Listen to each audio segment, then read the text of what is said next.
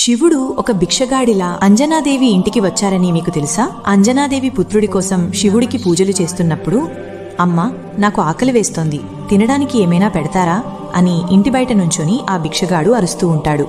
అది చూసిన అంజనాదేవి, సరే లోపలికి రండి అని పిలిచి భోజనం ఏర్పాటు చేస్తుంది. మీరు వెళ్లి చేతులు కడుక్కొని రండి అని అనగా ఆ భిక్షగాడు, నా జీవితంలో ఇంతవరకు చేతులు కాదు కదా, నోరు కూడా కడగలేదు, ఇప్పుడు కూడా చేతులు కడుక్కోకుండానే తింటాను అని మొండిగా కూర్చుంటాడు.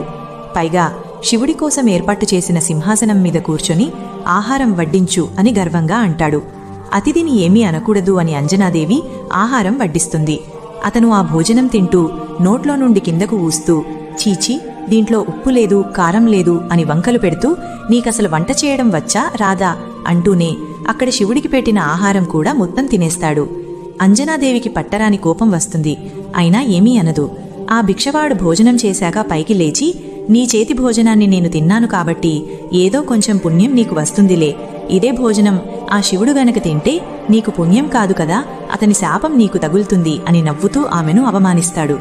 అది వినగానే అంజనాదేవి ఆగ్రహం ఆపుకోలేక నమస్కరించి కోపంతో, మీరు గనక ఇంకోసారి నా శివుడు గురించి మాట్లాడితే అని అంటుంది. అప్పుడు ఆ భిక్షగాడు సాక్షాత్తు శివుడిలాగా మారిపోతాడు. అమ్మా అంజన, నువ్వు నా కోసం ఎంతో కఠోరమైన తపస్సు చేస్తున్నావు. నీ భక్తిని ప్రేమను పరీక్షించడానికి నేనిలా చేశాను. నేను నీ గర్భం నుండి జన్మిస్తాను అని మాట ఇచ్చి ఆమెను దీవించి అక్కడి నుండి వెళ్ళిపోతాడు.